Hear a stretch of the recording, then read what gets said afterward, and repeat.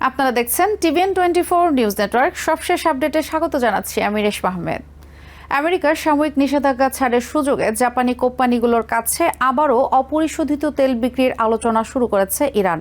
তবে সম্ভাব্য জাপানি ক্রেতারা দীর্ঘমেয়াদী নিষেধাজ্ঞা ছাড়ের নিশ্চয়তা এবং হরমুজ প্রণালীতে ট্যাঙ্কার চলাচলের নিরাপত্তা নিশ্চিত হওয়ার অপেক্ষায় রয়েছেন। 2019 সালের পর জাপানে ইরানি তেল রপ্তানি শুরু হলে সেটি হবে দুই দেশের জ্বালানি বাণিজ্যে বড় পরিবর্তন। আমেরিকা গত 22 জুন ইরানি অপরিশোধিত তেল, পেট্রোলিয়াম পণ্য ও সংশ্লিষ্ট সেবা খাতে 60 দিনের সাময়িক নিষেধাজ্ঞা ছাড় দেয়। শান্তি আলোচনা এগিয়ে নেওয়ার অংশ হিসেবে দেওয়া এই ছাড়ের মেয়াদ শেষ হবে 21 আগস্ট। ছাড়ের আওতায় তেল বিক্রি, সরবরাহ, পরিবহন, বীমা, ব্যাংকিং সেবা এবং ডলারের লেনদেনের সুযোগ রাখা হয়েছে। ইরানি ও পশ্চিমা সূত্র জানিয়েছে, জাপানের অন্তত 3টি ক্রেতা প্রতিষ্ঠান ইরান থেকে অপরিশোধিত তেল কেনার সম্ভাবনা যাচাই করছে। জাপানি ও ইরানি কর্মকর্তারাও সম্ভাব্য তেল বিক্রি নিয়ে প্রাথমিক পর্যায়ে আলোচনা করছেন। তবে জাপানের অর্থনীতি, বাণিজ্য ও শিল্প মন্ত্রণালয় মেটি বলেছে, তারা এ ধরনের কোনো চুক্তির বিষয়ে অবগত নয়। ইরানের এক জ্যেষ্ঠ কর্মকর্তা জানিয়েছেন, জাপানে তেল পাঠাতে হলে বর্তমান নিষেধাজ্ঞা ছাড়ের মেয়াদ বাড়ানো জরুরি। কারণ ইরান থেকে জাপানে তেল পৌঁছাতে সময় লাগে এবং মাত্র 21 আগস্ট পর্যন্ত বৈধতা থাকলে দীর্ঘমেয়াদী সরবরাহ চুক্তি বাস্তবায়ন কঠিন হবে। সম্ভাব্য চালান ইরানের খার্ক দ্বীপের টার্মিনাল থেকে জাপানি পরিচালিত ট্যাঙ্কারে তোলা হতে পারে বলে জানিয়েছেন তিনি। ইরানের জাতীয় তেল কোম্পানি NIOC পুরনো ক্রেতাদের সঙ্গে যোগাযোগ শুরু করেছে। ইরানি তেল মন্ত্রণালয়ের এক কর্মকর্তা জানান, চূড়ান্ত শান্তি চুক্তি হলে এবং নিষেধাজ্ঞা পুরোপুরি প্রত্যাহার করা হলে জাপান সহ আগের ক্রেতাদের আবারও ইরানি তেল কেনার আহ্বান জানানো হয়েছে। 2018 সালে প্রথম মেয়াদে প্রেসিডেন্ট ডোনাল্ড ট্রাম্প ইরান পরমাণু চুক্তি থেকে আমেরিকাকে প্রত্যাহার করে নেয়ার পর ওয়াশিংটন তেহরানের ওপর কঠোর নিষেধাজ্ঞা পুনর্বহাল করে।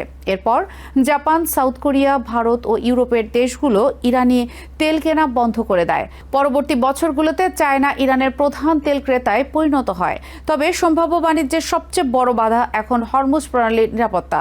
পারস্য উপসাগর ও ওমান উপসাগরকে যুক্ত করা এই নৌপথ দিয়ে বিশ্বের প্রায় 1/5 অপরিশোধিত তেল ও তরলীকৃত প্রাকৃতিক গ্যাস পরিবহন হয়। সাম্প্রতিক যুদ্ধ ও উত্তেজনার পর প্রণালীতে জাহাজ চলাচল এখনও পুরোপুরি স্বাভাবিক হয়নি। গত সপ্তাহে হরমুজ প্রণালীতে একটি কন্টেইনার জাহাজে হামলার ঘটনা ঘটে। ইরানের ইসলামিক রেভলিউশনারি গার্ড কর্পস জানিয়েছে, প্রণালী দিয়ে চলাচলকারী সব জাহাজকে তাদের অনুমোদন দিতে হবে।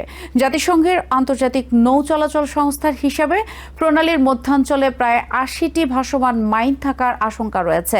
ফলে জাপানি তেল কোম্পানিগুলোর জন্য বীমা ব্যবস্থা নিশ্চিত করাই সবচেয়ে বড় চ্যালেঞ্জ হয়ে উঠতে পারে। জাপানের বড় তেল শোধনাগারগুলোর অনেকেই ইতোমধ্যে সেপ্টেম্বর পর্যন্ত প্রয়োজনীয় অপরিশোধিত তেল সংগ্রহ করে রেখেছে। ফলে মাত্র 60 দিনের ছাড়ের আওতায় তারা দ্রুত ইরানি তেল কেনার সিদ্ধান্ত নেবে এমন সম্ভাবনা কম। বিশ্লেষকদের মতে, বর্তমান পরিস্থিতিতে তুলনামূলক ছোট ও স্বাধীন চাইনিজ শোধনাগারগুলোই ইরানি তেলের প্রধান ক্রেতা হয়ে থাকতে পারে। ইরানের জন্য জাপানি বাজারে ফেরা কেবল তেল বিক্রির বিষয় নয়, এটি নিষেধাজ্ঞা পরবর্তী অর্থনৈতিক পুনঃসংযোগেরও পরীক্ষা। কিন্তু হরমুজ প্রণালীর নিরাপত্তা, বীমা ব্যয়, নিষেধাজ্ঞা ছাড়ের সীমিত মেয়াদ এবং চূড়ান্ত আমেরিকা ইরান শান্তি চুক্তির অনিশ্চয়তা কাটানো ছাড়া সেই প্রত্যাবর্তন বাস্তবে রূপ নেওয়া কঠিন। নিউ ইয়র্ক থেকে সম্প্রচারিত TVN24 টেলিভিশন বিশ্বজুড়ে বাঙালির কণ্ঠস্বর।